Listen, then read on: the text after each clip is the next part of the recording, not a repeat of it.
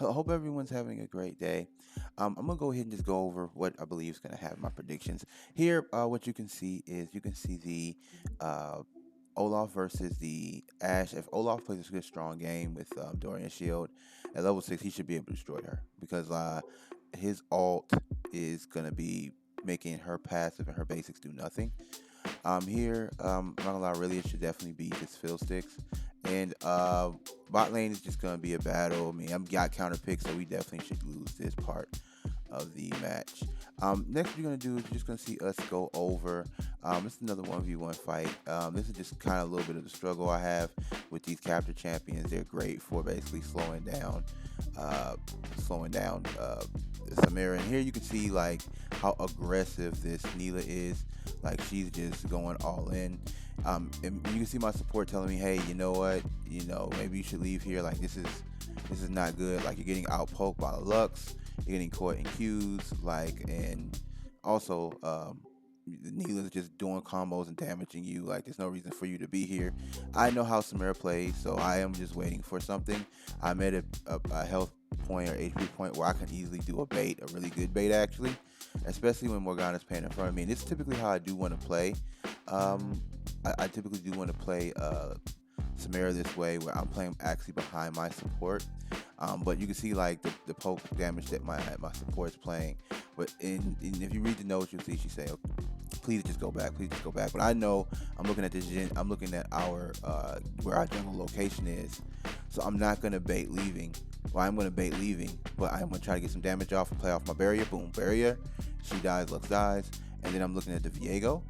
Um, and I'm just gonna go ahead and take this kill because I need to go to get my BF sword, and that's what I'm gonna go ahead and start playing for my lane. Here you're gonna see a lot of different things actually occurring. You can see here I'm fighting. I'm basically 2v1ing. I'm getting my ult off, but you can see my support isn't here. Something very important to know, and this is going to be shown all throughout the game because we definitely almost lost this game. If your support is not in lane with Samara, sometimes and you don't have like a big advantage, it's not even worth fighting. Like it's not even worth fighting because I look at how what the difference that my support makes here. Like, just basically one shot him versus me creating a combo, taking damage from Neela, who is has more sustain than me. Yeah, it's just and throughout this game, what you're gonna notice is that my support is roaming and their support is hovering. I don't think there's ever a time where I fought Neela without Lux being there, right?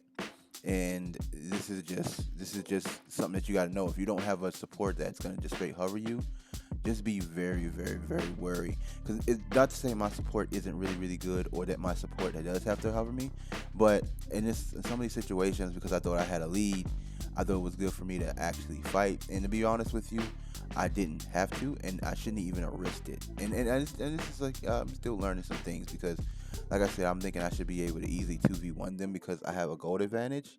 Um, and it's not even worth the risk, to be honest with you.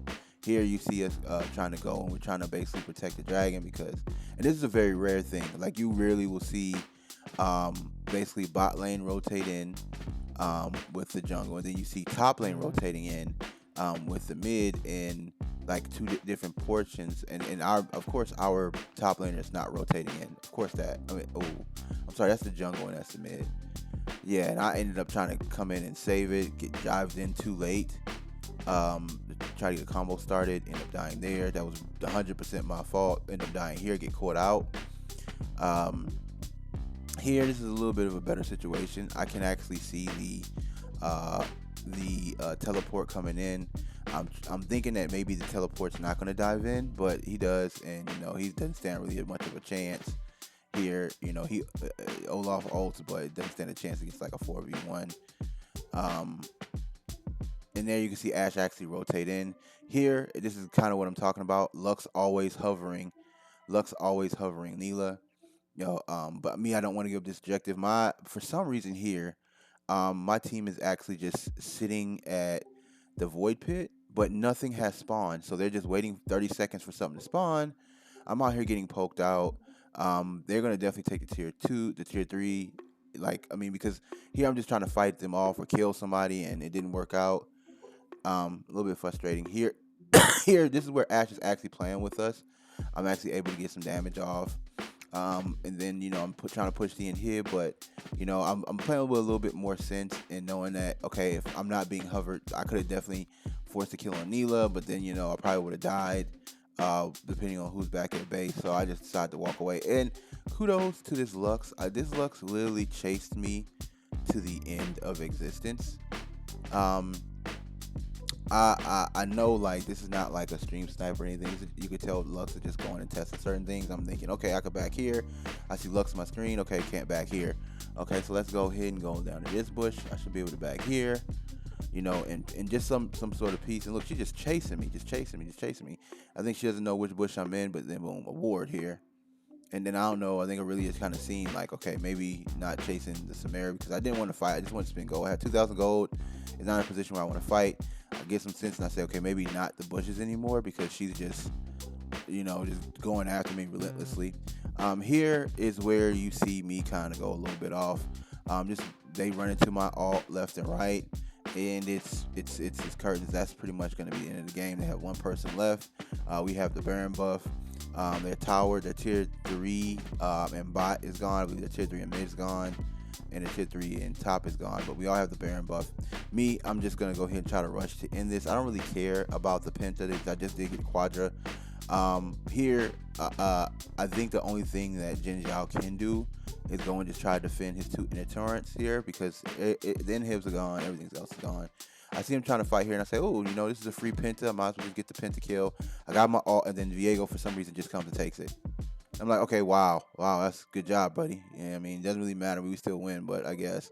I mean, he did apologize, say, oh, I'm sorry, but it's obvious he was doing that intentionally. I think he did that because of what happened early game, where he was like, I wanted to get those kills when I rotated bot, but, those kills did make somewhat of a difference, and they surrender. And that's going to be the game.